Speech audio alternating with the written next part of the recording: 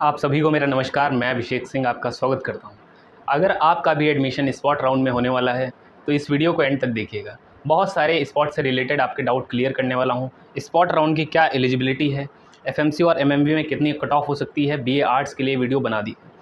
Spot में कौन eligible है, स्पॉट में अपग्रेड कर सकते हैं या नहीं, स्पॉट में विड्रॉल का ऑप्शन आएगा या नहीं, स्पॉट राउंड वालों को हॉस्टल मिलता है या नहीं, है ना। स्पॉट राउंड की रिफ़ंड पॉलिसी क्या है, अगर हम उसमें रिफ़ंड करते हैं तो हमारा पैसा वापस होगा कि नहीं। इस वीडियो में बेसिकली इतने डाउट आपके क्लियर करने वाला हूं। तो अगर आपके भी ये सारे डाउट हैं तो वीडियो को एंड तक देखिएगा और चैनल पर नया हो तो उसको सब्सक्राइब कर लो। ऑथेंटिक इन्फॉर्मेशन सिर्फ आपको यहीं पर मिलेगी। अब पहली चीज़ ये है कि स्पॉट में एलिजिबिलिटी क्राइटेरिया क्या है, भैया कौन कौन एडमिशन ले सकता है ना। तो स्पॉट में वो स्टूडेंट जो फर्स्ट टाइम रजिस्ट्रेशन कर रहे हैं BHU UG काउंसलिंग में, मतलब कि इससे पहले जो काउंसलिंग हुई थी रेगुलर राउंड की, उसमें जिनको है ना, जिन्होंने फॉर्म ही नहीं फिल किया था वो भी नए सिरे से स्पॉट में एडमिशन ले सकते हैं। या फिर वो कैंडिडेट जिनको अभी तक कोई सीट नहीं अलॉट हुई थी या सीट अलॉट हुई उन्होंने विड्रॉल कर लिया या BHU की तरफ से किसी वजह से किसी डॉक्यूमेंट वेरिफिकेशन में कैंसिल हो गया आपका एडमिशन, है ना, ऑनलाइन कैंसिल हो गया, वो लोग भी कर सकते हैं। या जिन्होंने एंड टाइम पे विड्रॉल मार के अपना जिसे मन मुताबिक कोर्स ना मिला हो और उन्होंने विड्रॉल मारा हो तो वो लोग भी एडमिशन इसमें ले सकते हैं। अब कौन से कैंडिडेट नहीं एलिजिबल हैं, वो स्टूडेंट जिनके पास ऑलरेडी एक सीट है वो स्टूडेंट इसमें अब एलिजिबल नहीं होंगे। ठीक है, ये हो गई एलिजिबिलिटी क्राइटेरिया। 4 तारीख से आपका स्पॉट का रजिस्ट्रेशन होने वाला है, 7 तक चलेगा। एक बहुत इंपॉर्टेंट चीज़ होती है प्रेफरेंस को सेट करना। एक प्रेफरेंस ऑर्डर अगर आप अच्छा नहीं बनाएंगे तो आप फिर वही कहेंगे कि भैया मेरे नंबर तो थे और कट ऑफ मेरी नीचे भी गई लेकिन मुझे कोर्स नहीं अलॉट हुआ। जैसे अगर आपको मान लीजिए एफएमसी में एडमिशन लेना है, जैसे प्रेफरेंस ऑर्डर कैसे बनाएंगे आप, पहली चीज़ तो एफएमसी होगी, BSc आपको पता है यही है। गर्ल्स के लिए एमएमवी और एफएमसी दो में है, तो एफएमसी वाले कोर्सेज को ऊपर रखिए फिर आप एमएमवी को रख सकते हैं। आर्ट्स वाले स्टूडेंट के लिए अगर बताऊं तो टॉप पेयर आपके ऑब्वियस सी बात है फैकल्टी ऑफ आर्ट्स रहेगा, सोशल रहेगा, है ना। सोशल पहले रखिएगा फिर आर्ट्स रखिएगा, फिर आप अपना कोर्स वाइज भी सिलेक्ट कर सकते हैं। जैसे मान लीजिए सोशल है तो सोशल का कोई जो सबसे लोएस्ट कोर्स है अगर वो आपको नहीं चाहिए तो आप उसको मत भरिए।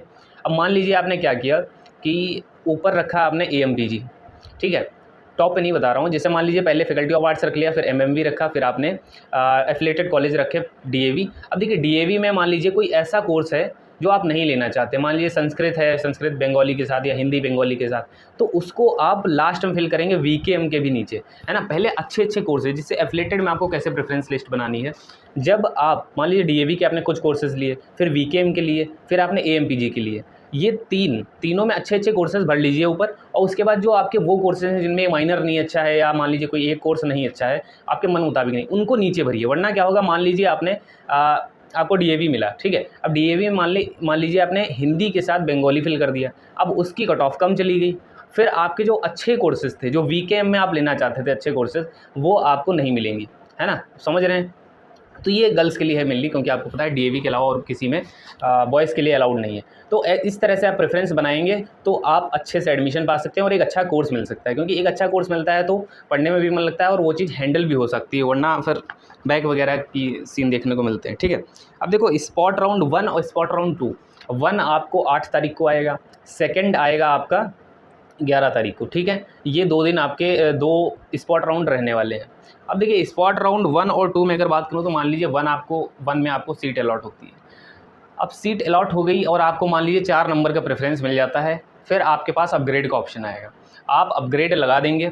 ठीक है, ये बहुत ध्यान से सुन लो, बहुत इंपॉर्टेंट चीज़ है। अपग्रेड लगा दिया, मान लीजिए आपका अपग्रेड हो गया। अब अगर आपका अपग्रेड हो गया, पैसा ज़्यादा सबमिट करना है तो भैया एक्स्ट्रा पेमेंट सबमिट कर दीजिए, एडजस्ट पेमेंट करके अपना पेमेंट करिए बचा हुआ। आपको मान लीजिए आपको शुरू में ज़्यादा पैसे लगे थे, कोई कोर्स अलॉट हुआ, फिर आपको मेन कैंपस में मिल गया।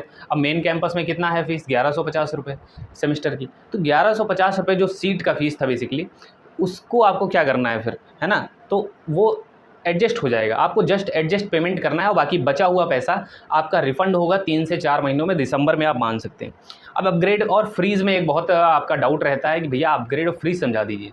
देखिए आप जब अपग्रेड करते हैं, मान लीजिए वो अपग्रेड नहीं हुआ तो क्या पिछली सीट चली जाएगी? ऐसा नहीं होता है, आपकी पिछली सीट ऑटोमेटिक फ्रीज़ हो जाती है। अगर फ्रीज़ का ऑप्शन आ रहा है तो फ्रीज़ कर दीजिए, नहीं आ रहा है तो वो ऑटोमेटिक फ्रीज़ हो जाती है, ठीक है। ये 2 चीज़ें हैं, ध्यान रखिए। इसीलिए कहते हैं पोर्टल अपना डे बाई डे आपको चेक करते रहना है, ठीक है।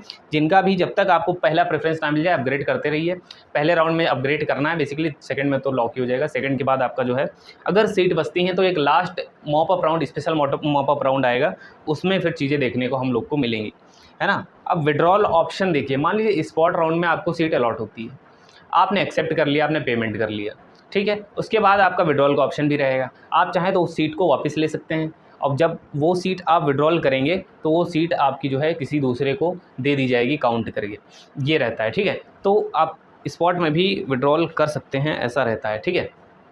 एक और चीज़ है, रिफंड पॉलिसी मैंने आपको बता दिया, 3 से 4 महीने लगते हैं और फॉर्म वगैरह भी आते हैं, उसका भी मैं आपको इन्फॉर्मेशन दे दूँगा। कई लोग का रिफंड मुझे पता है, कई लोग स्पॉट में भी रिफंड करने वाले हैं, क्योंकि जिनको अच्छा कोर्स नहीं मिलेगा, मान लीजिए आपका 22,000 MPG में सबमिट है ना, तो आप 22,000 में एक नॉर्मल सा कोर्स नहीं करना चाहेंगे। मान लीजिए मेजर बहुत अच्छा है और माइनर आपका बंगाली है या भारतनाट्यम है या कुछ ऐसा है जो आप नहीं चाह रहे थे। बेसिकली सारी जो चीज़ होती है वो इंटरेस्ट की होती है ना। कई लोग आपको पता है भारतनाट्यम भी चूज़ करते हैं दिल से और कई लोग नहीं करते हैं। मान लीजिए आप हिंदी और इंग्लिश आपकी जो नॉर्मल लैंग्वेज है, अगर उसके अलावा आपको कोई लैंग्वेज मिलता है तो आपके लिए डिफ़िकल्ट हो जाता है पढ़ना, है ना। अब एक और चीज़ है, स्पॉट राउंड में मैंने आपको बता दिया कि हॉस्टल नहीं मिलते हैं, तो आप लोग का जब भी आना हो, है ना, जैसे कि मैं आपको बता दूं 11 को आपका ये हो जाएगा, फिर आप मान के चलिए आपको 15 तारीख तक डॉक्यूमेंट वेरिफिकेशन के लिए बुलाया जाएगा, है ना। डॉक्यूमेंट वेरिफिकेशन में कैसे होता है, क्या होता है, वो सारी चीज़ें वीडियो में बता चुका हूँ, तो आप प्रीवियस वीडियोस को भी देख सकते हैं। देखिए डॉक्यूमेंट वेरिफिकेशन आपका होगा, मुझे लग रहा है 1 से 2 दिन में सारे स्टूडेंट को बुला लेंगे, क्योंकि डॉक्यूमेंट वेरिफिकेशन में आपके जो स्पॉट के स्टूडेंट होते हैं वो बहुत ज़्यादा नहीं होते हैं, ठीक है। अब जैसे एक और बहुत मेजर डाउट देखने को ये मिलता है कि भैया जो हम स्पॉट राउंड वाले स्टूडेंट हैं, इनकी क्या क्लासेस छूट जाएंगी? मतलब कि जो मेन बच्चे हैं, जैसे कि 4 से बोलिए उनकी क्लास स्टार्ट होंगी, 4 से नहीं लेकिन मंडे से, मान लीजिए मंडे से उनकी शुरू हो जाती हैं, तो क्या हमारी अटेंडेंस पीछे हो जाएगी? और अटेंडेंस पीछे हो जाएगी तो उसके लिए कौन रिस्पॉन्सिबल होगा? तो देखिए आपकी जो अटेंडेंस है वो नहीं शॉर्ट होती है, आपके लिए एक नई लिस्ट बनाई जाती है। आप जब से आते हो, जब से आपका एडमिशन होता है, उस दिन से आपकी न्यू अटेंडेंस जोड़ी जाती है, ठीक है। और आपके जो एक्स्ट्रा जो भी क्लासेस थोड़ी सी बहुत छूटी होंगी उसके लिए एक्स्ट्रा क्लास रखी जाएगी और आपका सिलेबस भी अच्छे से करा दिया जाएगा, कोई दिक्कत वाली बात नहीं है ना। एग्ज़ाम भी आपका ऐसा नहीं है कि बहुत जल्दी हो जाएंगे, आपका 1.5 से 2 महीने लगेंगे।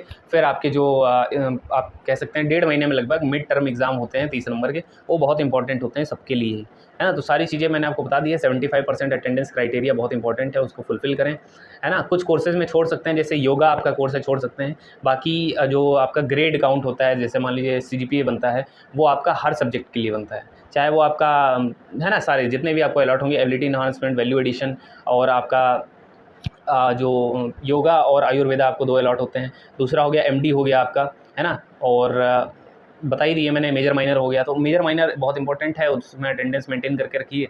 और योगा में छोड़ सकते हैं, बाकी सब तो करनी ही पड़ेगी आपको, है ना। तो thank you guys, all the very best. I hope आपके बहुत सारे डाउट इसमें क्लियर होंगे। अगर कोई का डाउट रह गया हो तो कमेंट में लिख देना और चैनल पर नया हो तो उसको सब्सक्राइब कर लेना। वीडियो को लाइक शेयर जरूर कर दीजिएगा। Thank you guys.